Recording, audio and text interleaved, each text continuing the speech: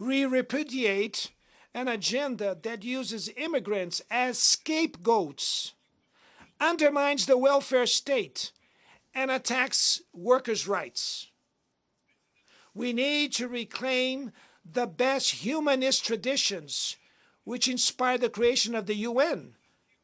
No relevant economical, social, active inclusion policies at cultural, education, and digital levels are fundamental for promoting democratic values and defending the rule of law. Preserving press freedom is essential. A journalist like Julian Assange cannot be punished informing society in a transparent and legitimate way. Our fight is against misinformation and cybercrimes. Apps and platforms should not abolish the labor laws we fought so hard for. Upon taking over as the chair of the G20 next December, we will spare no effort to place the fight against inequality in all its dimensions at the core of the international agenda. Under the motto, Building a Just World and a Sustainable Planet, the Brazilian chair will coordinate social inclusion and fight against hunger, sustainable development, and reform of global governance institutions. Mr. President, there will be no sustainability or prosperity without peace. Armed conflicts are an offense to human rationality. We know the horrors and suffering produced by all wars. Promoting a culture of peace is a duty for all of us. Building it requires persistence and vigilance. It is disturbing to see that old unresolved disputes persist and new threats emerge or gain force. The difficulty of guaranteeing the creation of a state for the Palestinian people clearly shows this. Added to this case, the persevering humanitarian crisis in Haiti, the conflict in Yemen, threats to Libyan national unity, and institutional ruptures in Burkina Faso, Gabon, Guinea, Conakry, Mali, Niger, and Sudan. In Guatemala, there's a risk of a coup d'etat, which would prevent the winner of the democratic elections from taking office.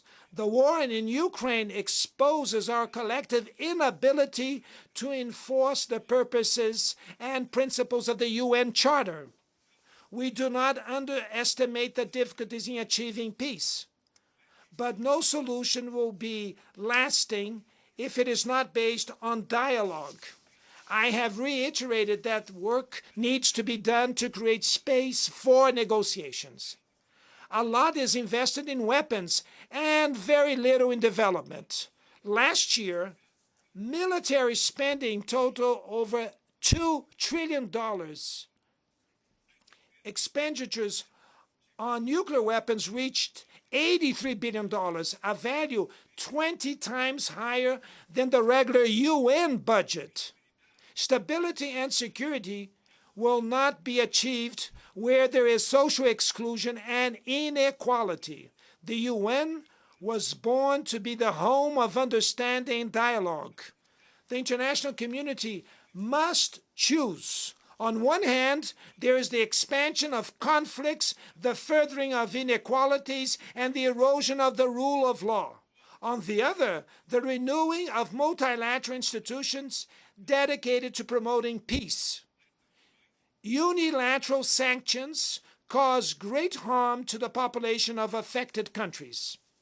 In addition to not achieving their alleged goals, they hinder the mediation and prevention processes and the peaceful resolution of conflicts.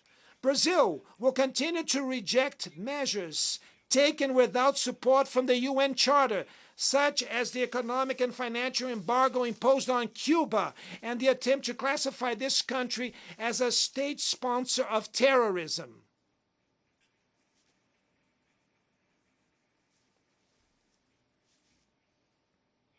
We shall continue to criticize any attempts to divide the world into zones of influence and reviving the Cold War. The UN Security Council has been progressively losing its credibility. This frailty is the specific result of actions from its permanent members who wage unauthorized wars aimed at territorial expansion or regime change. Its paralysis is the most eloquent proof of the urgent need to reform it, which will bring it greater representation and efficacy. Ladies and gentlemen, inequalities needs to inspire outrage over hunger, poverty, war, disrespect for human beings. Moved by the power of outrage, we may act willingly and unwavering in fighting inequality and effectively transforming the world around us. The UN needs to fulfill its role as a builder of a world with more solidarity, fraternity, and fairness. But it would only do so if its members have the courage to proclaim their discontent at inequality and work tirelessly to overcome it. And I will just to say thank you very much to all of you.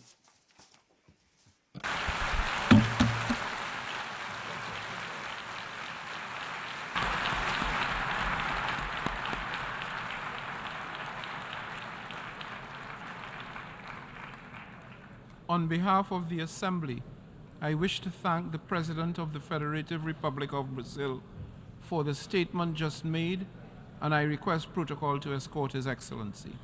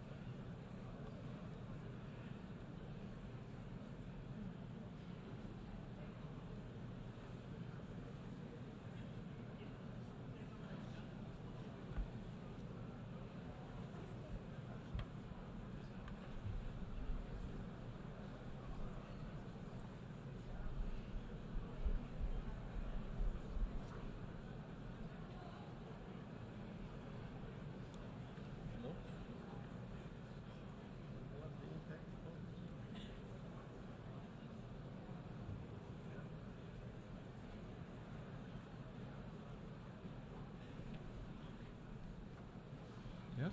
Yes. Was there any live? Was there anything live? Yeah. The Assembly will hear an address from His Excellency Joseph R. Biden, Jr., President of the United States. I request protocol to escort His Excellency.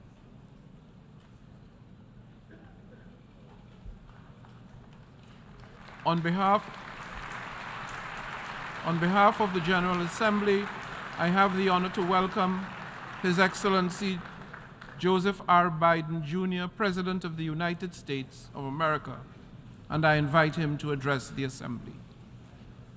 Mr. President, Mr. Secretary General, my fellow leaders, about a week ago, I stood on the other side of the world, in Vietnam, on soil once bloody with war And I met a small group of veterans, Americans and Vietnamese, who wouldn't, and I watched the exchange of personal artifacts from that war, identification cards and a diary. It was deeply moving to see the reaction of the Vietnamese and American soldiers.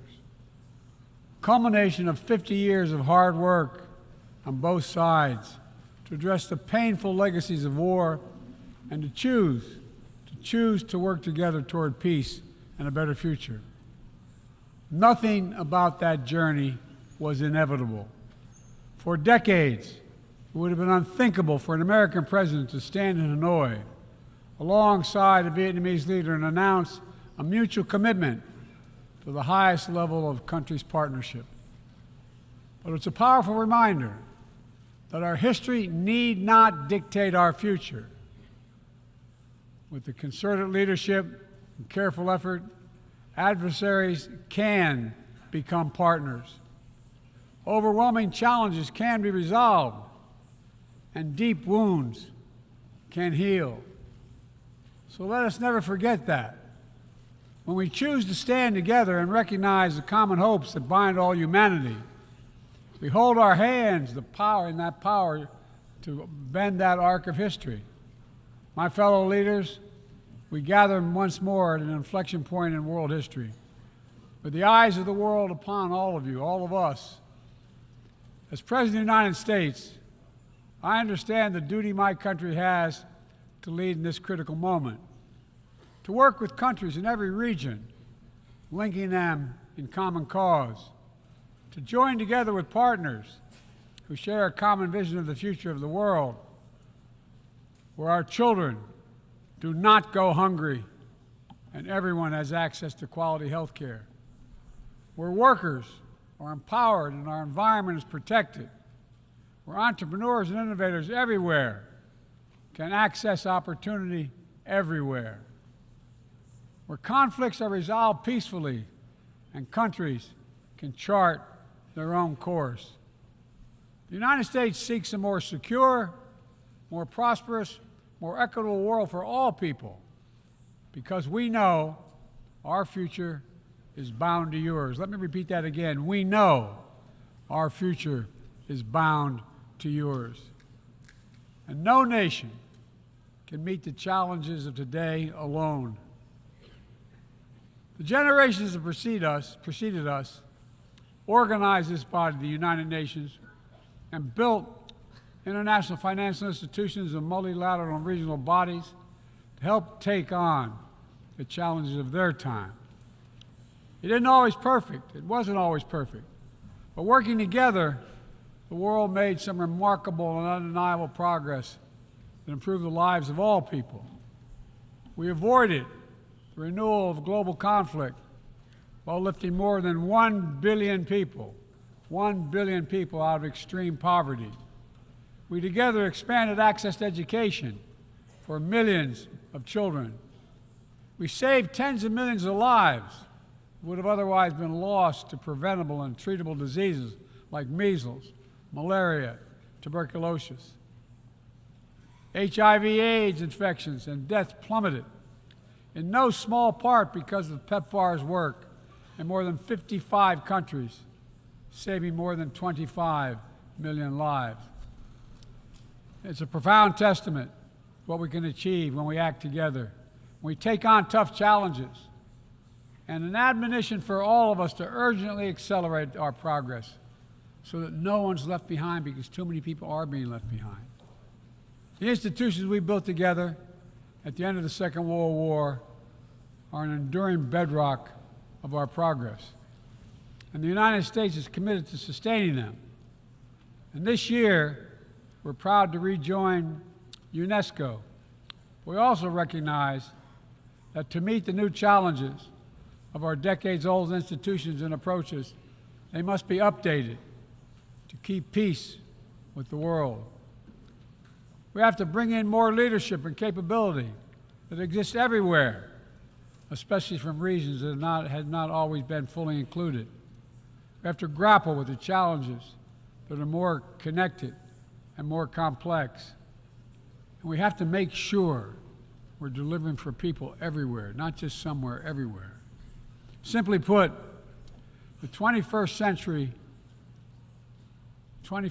results are badly needed. They're needed to move us along. That starts with the United Nations, starts right here in this room. In my address to this body last year, I announced the United States will support expanding the Security Council, increasing the number of permanent and non-permanent members. The United States has undertaken serious consultation with many member states and will continue to do our part to push more reform efforts forward, look for points of common ground, and make progress in the year ahead. We need to be able to break the gridlock that too often stymies progress and blocks consensus on the Council. We need more voices, more perspectives at the table. The United Nations must continue to preserve peace, prevent conflict, and alleviate human suffering. And we embrace nations stepping up to lead in new ways and to seek new breakthroughs on hard issues. For example, on Haiti, the Caribbean community is facilitating a dialogue among Haitian society. I think President Ruto of Kenya, I thank him for his willingness to serve as the lead nation of a UN-backed security support mission. I call on the Security Council to authorize this mission now. The people of Haiti cannot wait much longer. The United States is working across the board to make global institutions more responsive, more effective, and more inclusive.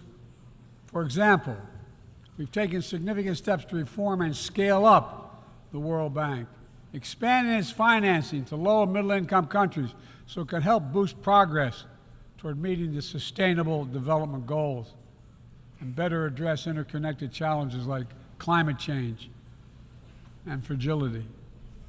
Under the new president of the World Bank, change is already taking root. Last month, I asked the United States Congress for additional funds to expand World Bank financing by $25 billion. And at the G20, we rallied the major economies of the world to mobilize even more funding. Collectively, we can deliver a transformational boost to World Bank lending. And because the multilateral development banks are among the best tools we have for mobilizing transparent, high-quality investment in developing countries, reforming these institutions can be a game changer. Similarly, we proposed making sure developing countries have a strong voice and representation at the International Monetary Fund. We're going to continue our efforts to reform the World Trade Organization, preserve competition, openness, transparency, and the rule of law, while at the same time equipping it to better tackle modern-day imperatives like driving the clean energy transition, protecting workers, promoting inclusive and sustainable growth. And this month, we strengthened the G20 as a vital forum, welcoming the African Union as a permanent member. By upgrading and strengthening our institutions, that's only half of the picture. We must also forge new partnerships, confront new challenges. Emerging technologies such as artificial intelligence hold both enormous potential and enormous peril. We need to be sure they are used as tools of opportunity, not as weapons of oppression. Together with leaders around the world, the United States is working to strengthen rules and policies so AI technologies are safe before they're released to the public. To make sure we govern this technology, not the other way around, having it govern us. And I'm committed to working through this institution and other international bodies and directly with leaders around the world, including our competitors, to ensure we harness the power of artificial intelligence for good while protecting our citizens from its most profound risk. It's going to take all of us. I've been working on this for a while, as many of you have. It's going to take all of us to get this right. In every region of the world, the United States is mobilizing strong alliances, versatile partnerships, common purpose, collective action, to bring new approaches to our shared challenges. Here in the Western Hemisphere, we united 21 nations in support of the Los Angeles Declaration on Migration and Protection, launching a region-wide approach to a region-wide challenge to better uphold laws and protect the rights of migrants. In the Indo-Pacific, we've elevated our Quad partnership with India, Japan, and Australia to deliver concrete progress for the people of the region on everything from vaccines to maritime security. Just yesterday, after 2 consultations in diplomacy, the United States brought together dozens of nations across 4 continents to establish a new partnership for Atlantic cooperation so that the coastal Atlantic countries can better cooperate on science, technology, environmental protection, and sustainable economic development. We brought together nearly 100 countries in a global coalition to counter fentanyl and synthetic drugs to reduce the human cost of this affliction, and it is real. And as the nature of the terrorist threats evolve and the geography expands to new places, we're working with our partners to bring capabilities to bear to disrupt plotting, degrade networks, and protect all of our people. Additionally, we convened the Summit for Democracy to strengthen democratic institutions, root out corruption, and reject political violence. And in this moment where democratically elected governments have been toppled in quick succession in West and Central Africa, we're reminded that this work is as urgent and important as ever. We stand with the African Union and ECOWAS and other regional bodies to support constitutional rule. We will not retreat from the values that make us strong. We will defend democracy, our best tool to meet the challenges we face around the world. And we're working to show how democracy can deliver in ways that matter to people's lives. The Partnership for Global Infrastructure and Investment addresses the enormous need and opportunity for infrastructure investment in low and middle income countries, particularly in Africa, Latin America, and Southeast Asia. Through strategic, targeted public investments, we can unlock enormous amounts of private sector financing. The G7 has pledged to work with parties to collectively mobilize $600 billion in infrastructure financing by 2027. The United States has already mobilized more than $30 billion to date. We're creating a race to the top with projects that have high standards for workers, the environment, and intellectual property while avoiding the trap of unsustainable debt. We're focusing on economic corridors that will maximize the impact of our collective investment and deliver consequential results across multiple countries and multiple sectors. For example, the Libido Corridor will extend across Africa from the western port of Angola to the DRC to Zambia, boosting regional connectivity and strengthening commerce and food security in Africa.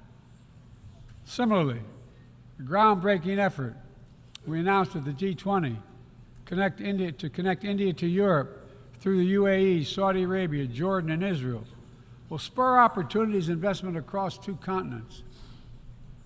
This is part of our effort to build a more sustainable, integrated Middle East. It demonstrates how Israel's greater normalization and economic connection with its neighbors is delivering positive and practical impacts, even as we continue to work tirelessly to support a just and lasting peace between the Israelis and Palestinians, 2 states for 2 people. Now, let me be clear. None of these partnerships are about containing any country. They're about a positive vision for our shared future.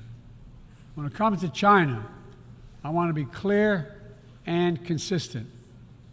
We seek to responsibly manage the competition between our countries so it does not tip into conflict. I've said we are for de-risking, not decoupling with China. We will push back on aggression and intimidation and defend the rules of the road, from freedom of navigation to overflight to level economic playing field that have helped safeguard security and prosperity for decades. But we also stand ready to work together with China on issues where progress hinges on our common efforts. Nowhere is that more critical than accelerating the climate crisis, than the accelerating climate crisis. We see it everywhere. Record-breaking heat waves in the United States and China, wildfires ravaging North America and Southern Europe, a fifth year of drought in the Horn of Africa, tragic, tragic flooding in Libya. My heart goes out to the people of Libya. That's killed thousands of people.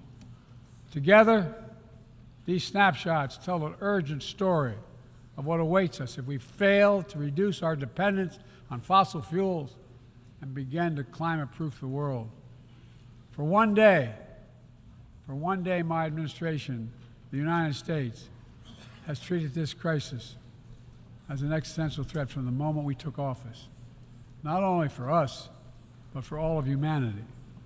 Last year, I signed into law in the United States the largest investment ever anywhere in the history of the world to combat the climate crisis and help move the global economy toward a clean energy future.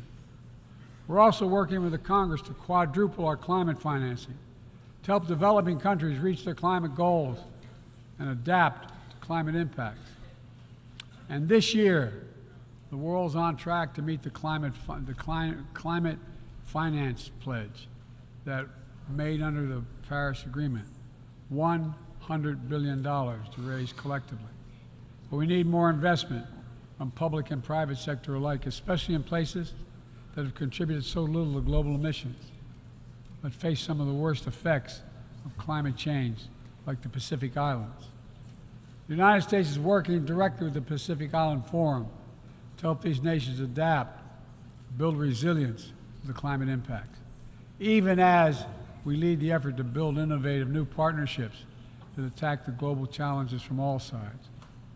From the First Movers Coalition, which is mobilizing billions of private sector community and the private sector commitments, to creating a market demand for green products in carbon-intense sectors like concrete, shipping, aviation, and trucking, to the Agricultural Innovation Mission for Climate, which is bringing farmers into the climate solution and making our food supply more resilient to climate shocks, and the Global Methane Pledge, now endorsed by more than 150 countries, which expands our focus beyond our carbon emission targets to reduce the potential greenhouse gases in our atmosphere by 30% in this decade.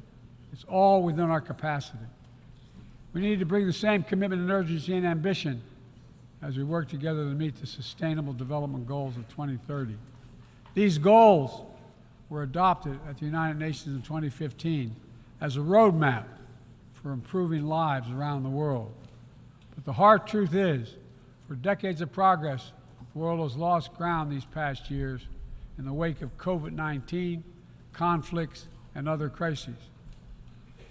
The United States is committing to doing its part to get us back on track.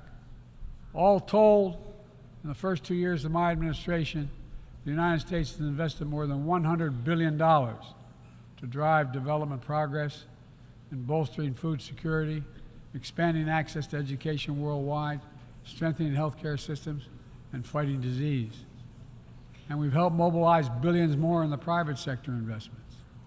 But to accelerate our forward progress on the Sustainable Development Goals, we all have to do more.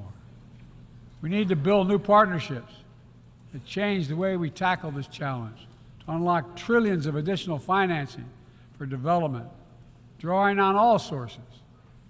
We need to fill the gaps and address the failures of our existing system exposed by the pandemic. We need to ensure that women and girls benefit fully from our progress. We must also do more to grapple with the debt that holds back so many low and middle-income countries. When nations are forced to service unsustainable debt payments over the needs of their own people, it makes it harder for them to invest in their own futures. And as we work together to recover from global shocks, the United States will also continue to be the largest single country donor of humanitarian assistance at this moment of unparalleled need in the world. Folks, cooperation, partnership, These are the keys to progress on the challenges that affect us all, and the baseline for responsible global leadership. We don't need to agree on everything to keep moving forward on issues like arms control, a cornerstone of international security. After more than 50 years of progress under the Non-Proliferation Treaty, Russia is shredding long-standing arms control agreements, including announcing the suspension of the New START and withdrawing from the Conventional Forces in Europe Treaty. I view it as irresponsible and makes the entire world less safe. The United States is going to continue to pursue good faith efforts to reduce the threat of weapons of mass destruction and lead by example, no matter what else is happening in the world. This year, we safely destroyed at least the last chemical munitions in the U.S. stockpile, fulfilling our commitment toward a world free of chemical weapons. And we condemn the DPRK's continued violation of UN Security Council resolutions, but we are committed to diplomacy that will bring about the denuclearization of the Korean Peninsula. We're working with our partners to address Iran's destabilizing activities that threaten regional and global security, and remain steadfast in our commitment that Iran must never acquire a nuclear weapon. Now, even as we evolve our institutions and drive creative new partnerships, let me be clear. Certain principles of our international system are sacrosanct. Sovereignty, territorial integrity, human rights. These are the core tenets of the UN Charter, the pillars for peaceful relations among nations, without which we cannot achieve any of our goals. That has not changed, and that must not change. Yet, for the second year in a row, this gathering, dedicated to peaceful resolution of conflicts, is darkened by the shadow of war. An illegal war of conquest brought without provocation by Russia against its neighbor Ukraine. Like every nation in the world, the United States wants this war to end. No nation wants this war to end more than Ukraine. And we strongly support Ukraine in its efforts to bring about a diplomatic resolution that delivers just and lasting peace. But Russia alone bears responsibility for this war. Russia alone has the power to end this war immediately. And it's Russia alone that stands in the way of peace, because Russia's price for peace is Ukraine's capitulation, Ukraine's territory, and Ukraine's children. Russia believes that the world will grow weary and allow it to brutalize Ukraine without consequence. But I ask you this: if we abandon the core principles of the United States to appease an aggressor, can any member state in this body feel confident that they are protected? If we allow Ukraine to be carved up, is the independence of any nation secure? I'd respectfully suggest the answer is no. We have to stand up to this naked aggression today and deter other would-be aggressors tomorrow. That's why the United States, together with our allies and partners around the world, will continue to stand with the brave people of Ukraine as they defend their sovereignty and territorial integrity and their freedom.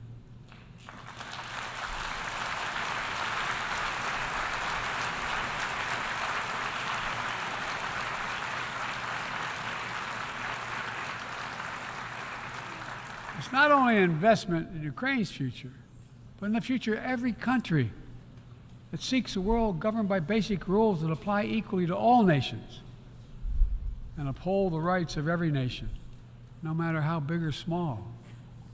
Sovereignty, territorial integrity, they are the fixed foundations of this noble body.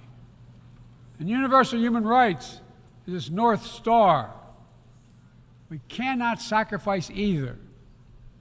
75 years ago, Universal Declaration of Human Rights captured a remarkable act of collective hope. I say that again, collective hope.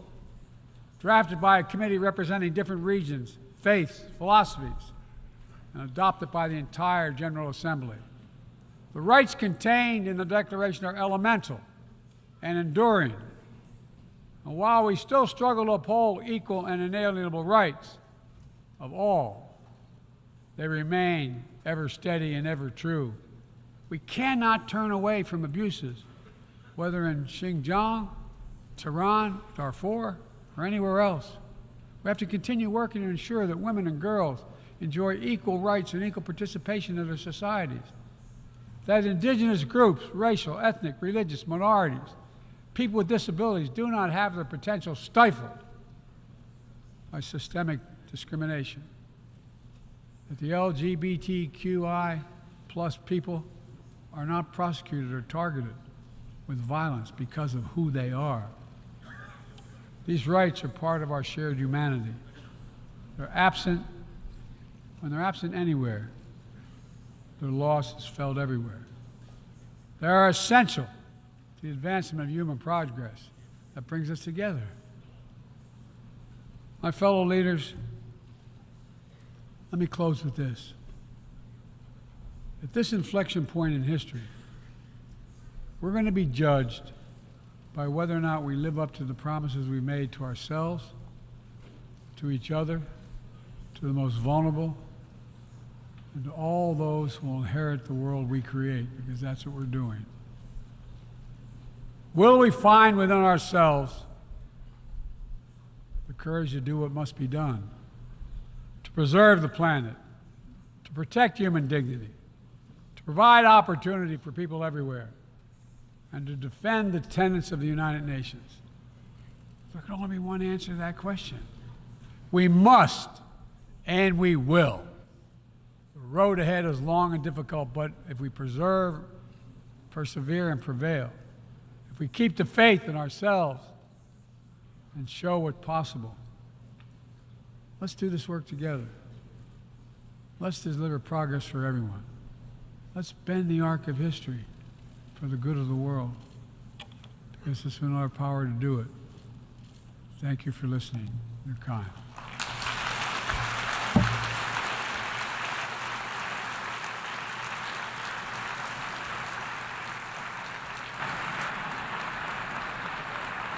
On behalf of the Assembly, I wish to thank the President of the United States of America for the statement just made, and I request protocol to escort His Excellency.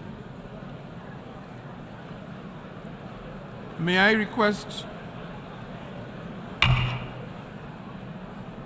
request representatives to remain seated while we suspend the meeting for 5 minutes before resuming to hear the next speaker.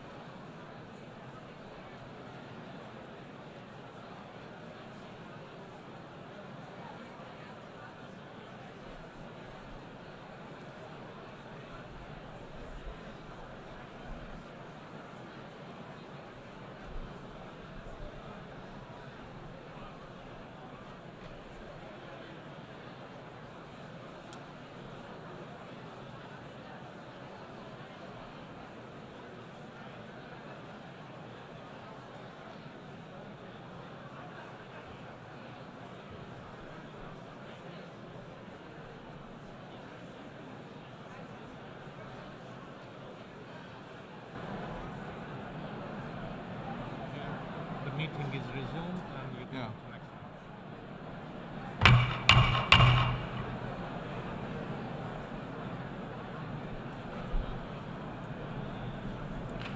Excellencies, ladies and gentlemen, the meeting is resumed.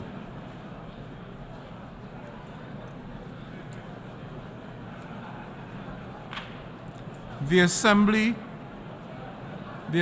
will hear an address by His Excellency Gustavo Petro Urrego, President of the Republic of Colombia. I request protocol to escort His Excellency.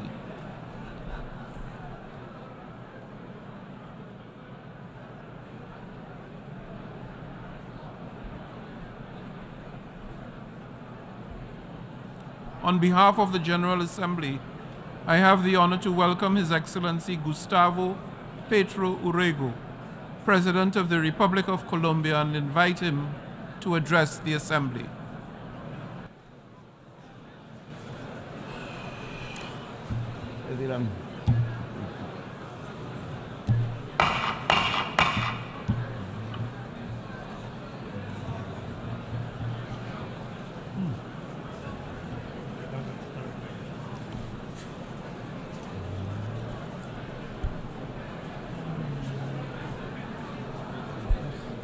Extraordinary.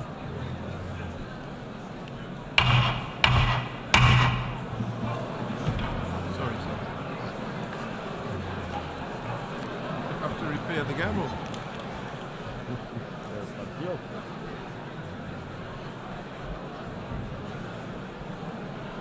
This is extraordinary. Excellencies, ladies and gentlemen, can I ask that the Assembly come to order to receive the statement of His Excellency Gustavo Petro Urrego, President of the Republic of Colombia. Thank you. Gracias. Thank you, Antonio, Dennis, my wife Veronica, and my youngest daughter Veronica here. I, a week ago, was in Santiago de Chile, and I've made my journey to here from there to commemorate the 50th anniversary of a homicidal and bloody coup against President Salvador Allende.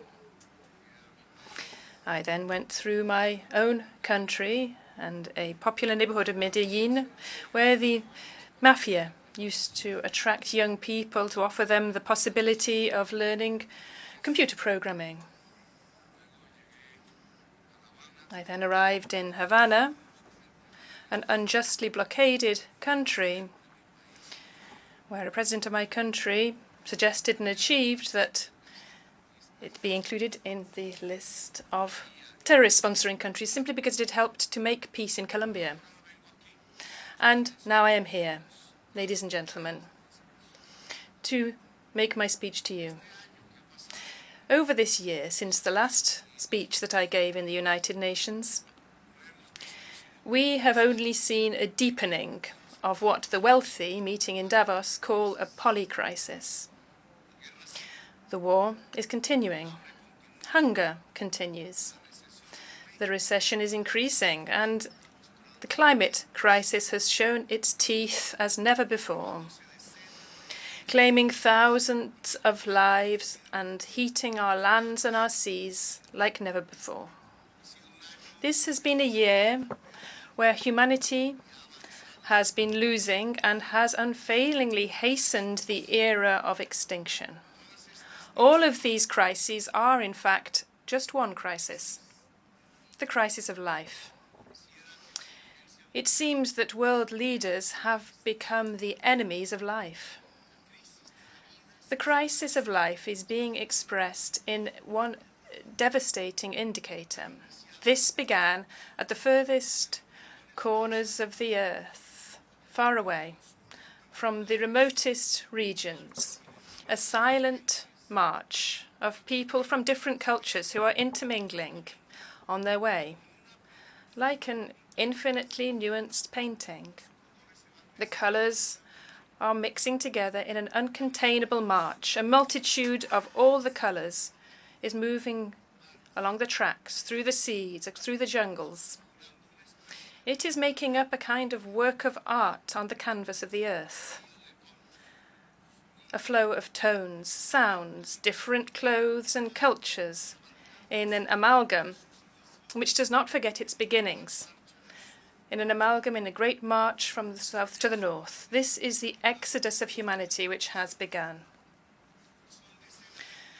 Today, there are tens of millions. Tomorrow, according to experts, by 2070, the figure will have reached 3 billion, fleeing from their beloved homes because these homes will be uninhabitable.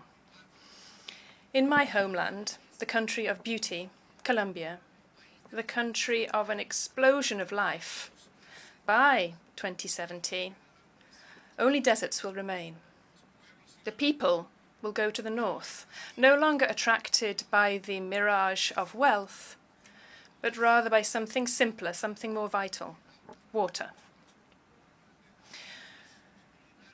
Since the beginnings, the millenary beginnings of humanity, people have gone to where water is, to the north. Billions of people will defy armies and will change the earth to do this. This exodus of the peoples to the north is an exact reflection of the dimension of the failure of governments. This last year has been a time of defeat for governments, a defeat for humanity. The exodus across the borders has increased. They have set the dogs and the hounds on the immigrants. They have put people on horses to pursue them, with whips in their hands, with stocks and chains. They have built prisons. So much the hatred has grown of the foreign, of the strange. These prisons have even been built at sea, so that these women and men cannot tread the earth of the white people who still believe themselves to be the superior race and are nostalgic for this. And through their choices and elections, they revive the leader who said so and who killed millions as a result. The exodus has increased over this year, showing how much the crisis of life is advancing. But the minutes are ticking on in defining life or death on our planet. And rather than halting this march of time and talking about how to defend life for the future, thanks to greater knowledge and expanding life to the universe, we are deciding instead to waste our time killing one another. We are not thinking about how to expand life to the stars, but rather how to end life on our own planet. We have devoted ourselves to war. We have been called to war. Latin America has been called upon to produce war machines, men to go to the killing fields. They're forgetting that our countries have been invaded several times by the very same people who are now talking about combating invasions. They're forgetting that for oil, Iraq was invaded, Syria and Libya. They're forgetting that the same reasons they use to defend Zelensky are those very reasons which should be deployed to defend Palestine. They forget that to meet the Sustainable Development Goals, all wars must be brought to an end. But they are helping to wage one war in particular, because world powers see this suiting themselves in their gamesmanship, in their games of hunger, and they're forgetting to bring an end to the other war, because for these powers, this did not suit them. What is the difference between Ukraine and Palestine, I ask? Is it not time to bring an end to both wars and other wars too, and make the most of the short time we have to build paths to save life on the planet? As President of Colombia, this country of beauty, of a group of humanity, millions of workers, women and men from popular neighborhoods, indigenous people, Afro-descendants, people from the fields, workers, young people of all colors. I'm the president these people decided to elect in the majority, and I'm here to speak before you. And I propose bringing an end to this war so that we have time to save ourselves. I propose that the United Nations should hold, as soon as possible, 2 peace conferences, one on Ukraine, the other on Palestine. Not because there are no other wars in the world, as there are in my country, but because this would guide the way to making peace in all regions of the planet. Because both of these alone can bring an end to the hypocrisy as a political practice. Because we could be sincere, a virtue without which we cannot be warriors for life itself. The generation which today must decide and must act as soon as possible to overcome the enormous hurricane which has been unleashed against life from the dark but powerful forces of greed, the hurricane of capital, which only looks to profit and which has swallowed up the planet and the very foundation of our existence. I propose bringing an end to war, to defend life from the climate crisis, which is the mother of all crises. This summit has been established to evaluate the targets of the Sustainable Development Goals established by the governments for 2030. It's easy to carry out an assessment. These human development goals will not be achieved. We are far from reaching them. We have moved backwards. The United Nations Human Development Objectives could more simply be called social and environmental justice. Social justice will not be achieved for humanity by 2030 because what we have sown is injustice in our planet. What has been created over these years is injustice.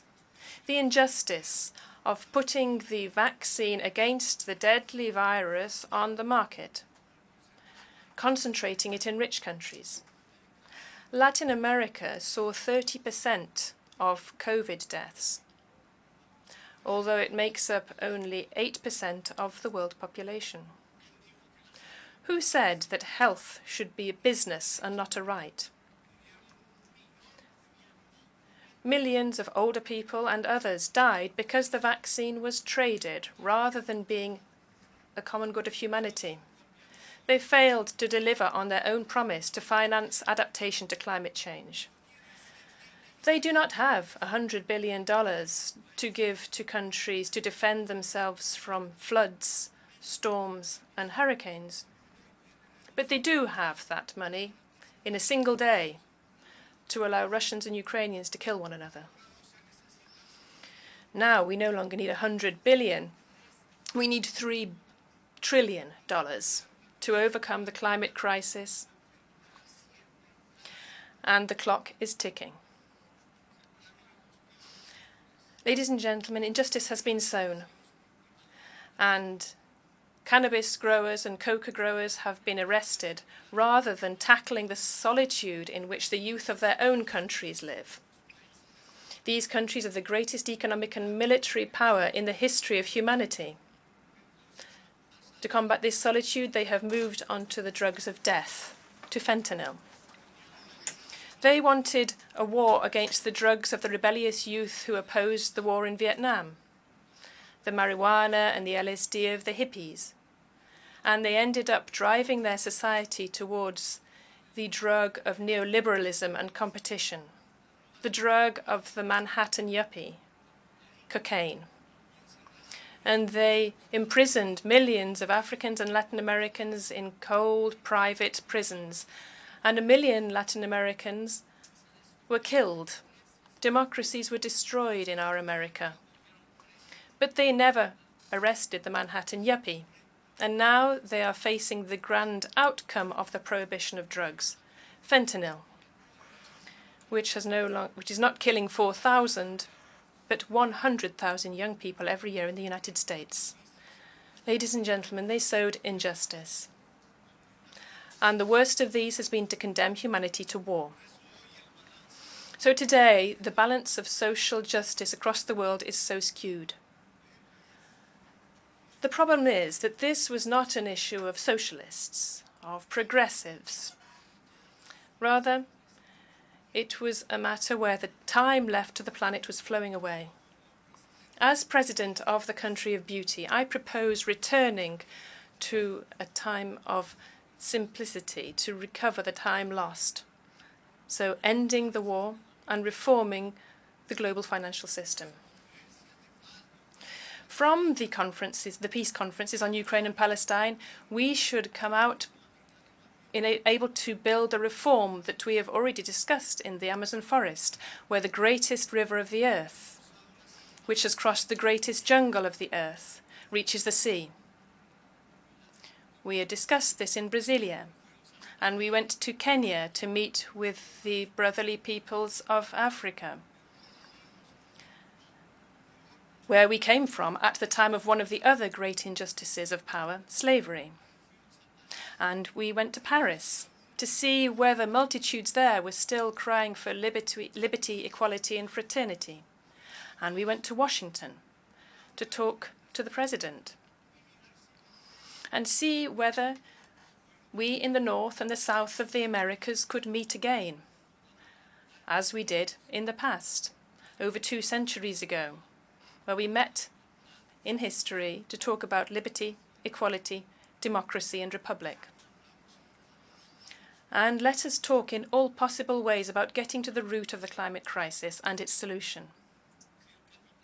If fossil capitalism has no financing, it will die. Its death throes will be hard, but this is necessary for there to be humanity, nature, and life. The decarbonized capitalism will have to be financed, but we know that green capital will only flow to places where there is profit. That is what governs it. And its structure is a very narrow one to contain the decarbonization of the entire world.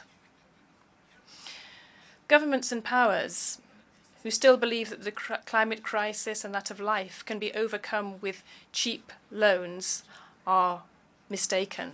They are deluded to propose that those countries of the earth which are already indebted are indebted as a result of disease and greed, and that they can use more loans to overcome a problem that only the belching chimneys of the north have produced.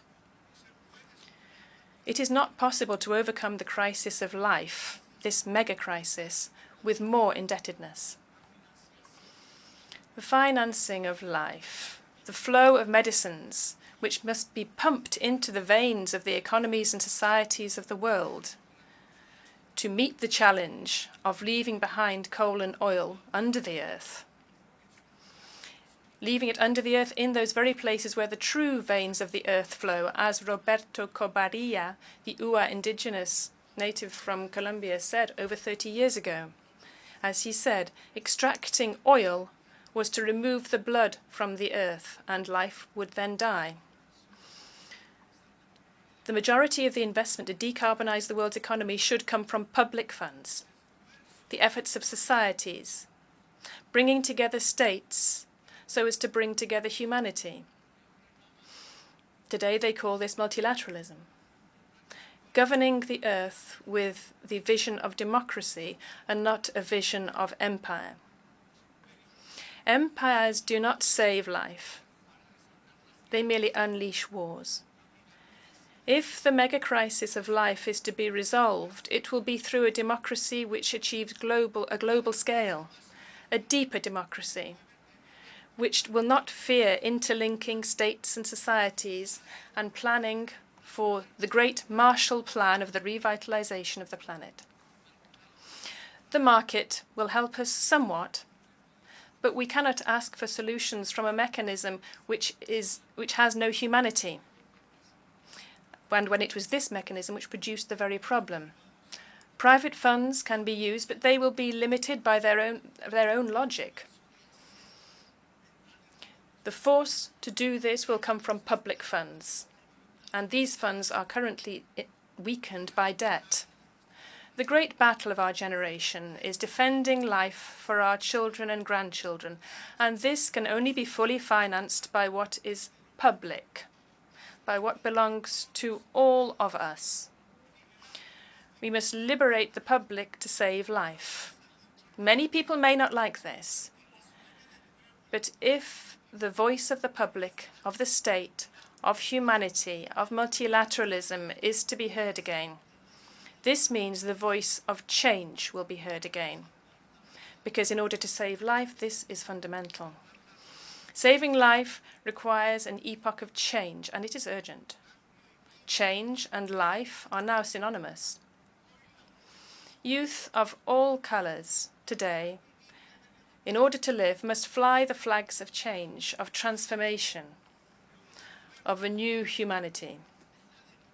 It is democracy, and not authoritarian regimes, which is looking more and more like the Nazis.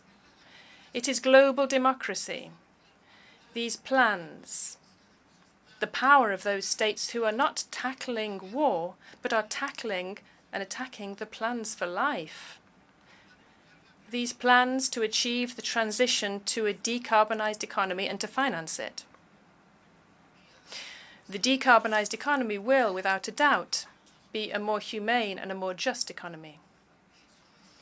So, I, as President of the Country of Beauty, propose a reform of the global financial system, of the IMF, of the Multilateral Bank, and bringing an end to economic blockades and guiding funds from private capital. If everybody's debt is reduced, paying off the creditors with an IMF issuance of special drawing rights, there will be a decrease in the global public debt and a real increase in budgets and public funds. In this way, we will be able to finance the Marshall Plan for the Sustainable Development Goals, for the social and environmental justice of the planet. The plan to overcome, through mitigation and adaptation, the climate crisis, which is the crisis of life. This is reviving Keynes worldwide after forgetting him. This wise old man already said this, as did other wise people before him, and their words too are forgotten. The words that they expressed from their deep ideas. What a beautiful perspective in the midst of today's darkness and storms. A perspective which looks hopeful. The objective of life and justice can be achieved by treading the path of global democracy and of returning value to what is public, to what is common and shared, which can be reached by all.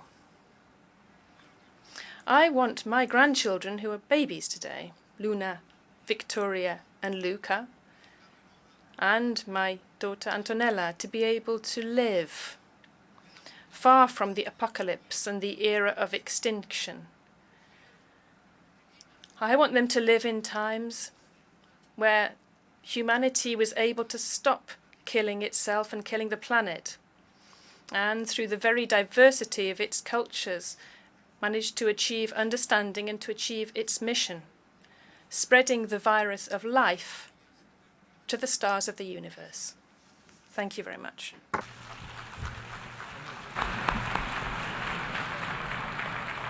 On behalf of the Assembly, I wish to thank the President of the Republic of Colombia for the statement just made, and I request protocol to escort His Excellency.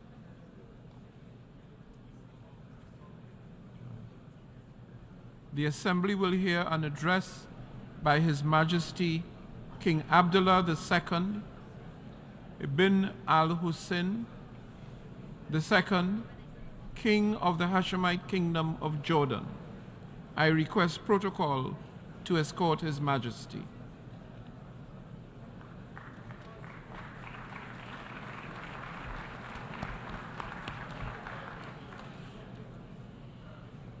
On behalf of the General Assembly, I have the honor to welcome His Majesty King Abdullah II ibn al-Hussein, King of the Hashemite Kingdom of Jordan, and to invite him to address the Assembly. Bismillahir Rahmanir Rahim. Mr. President, Secretary General, Excellencies, when human catastrophes seem beyond description, we turn to the appalling statistics. This year, around the world, more than 345 million people face food insecurity, daily hunger, or starvation. Among the most vulnerable are 108 million refugees, people who have been forcibly displaced from their homes and ways of life. And 40% of these refugees are children, the most defenseless of all. Yet these numbers cannot really convey the tragedy or the failure. Refugees are our brothers, our sisters. They look to our countries to help end the crises that have driven them from home. Refugees are mothers, fathers, grandparents who have made perilous journeys to save their families. They are young people with big dreams and little children who deserve the chance to dream big. They depend on the international community for their survival, and multiple UN agencies provide vital services to help meet the need. But in recent months, one by one, these agencies have been delivering difficult news. A severe shortfall in international funds has forced them to cut support. Is this what we've come to?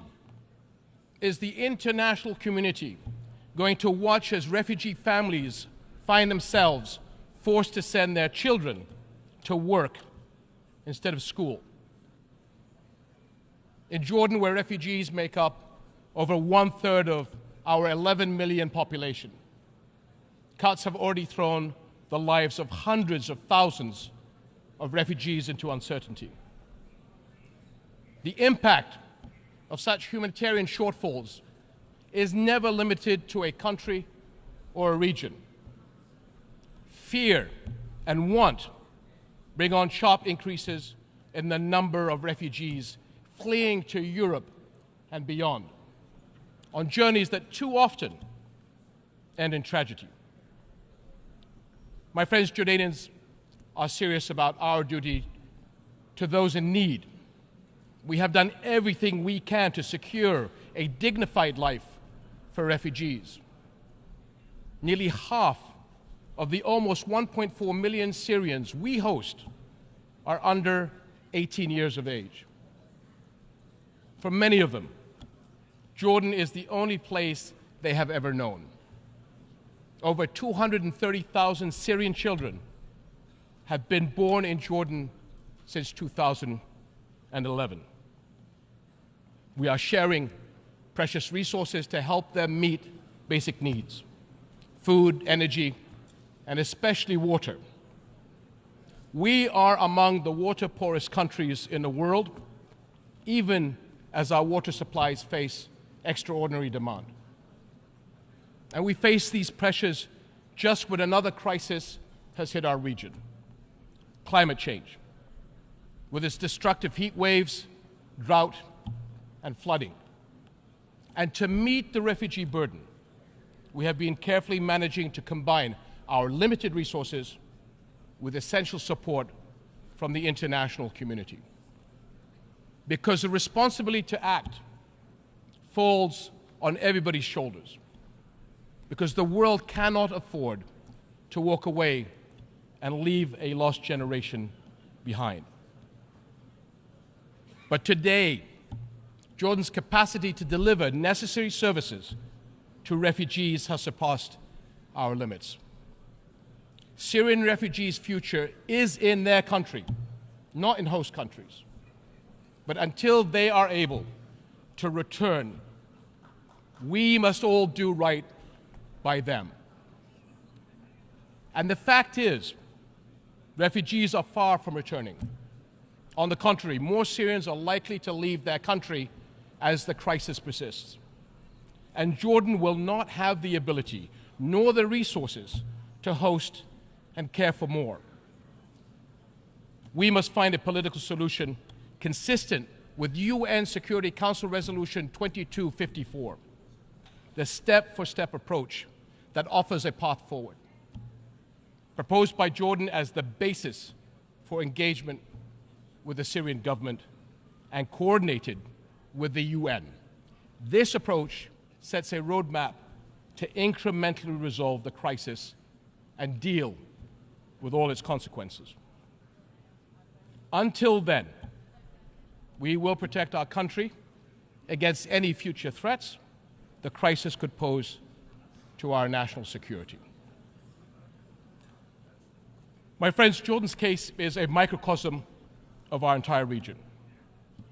For all our people's immense potential, repeated crises have held back the promise of greater development and prosperity. Our region is a focal point where some of the most urgent global challenges are converging. How will our world respond? Will we come together in global solidarity to get to the root of the problem, the conflicts and the crises that destroy life and hope? Will we work as one to rebuild the lost trust in international action and help those in want? My friends, our region will continue to suffer until the world helps lift the shadow of the Palestinian-Israeli conflict, the central issue in the Middle East. No architecture for regional security and development can stand over the burning ashes of this conflict. But 7.5 decades on, it still smolders. Where are we going? Without clarity on where Palestinians' future lies, it will be impossible to converge on a political solution to this conflict.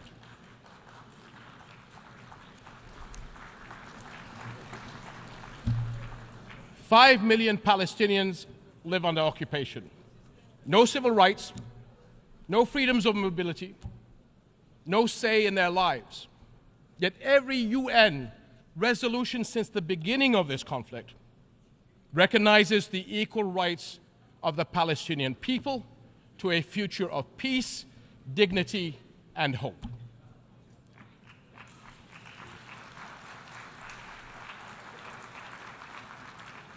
This is the heart of the two-state solution, the only path to a comprehensive, lasting peace.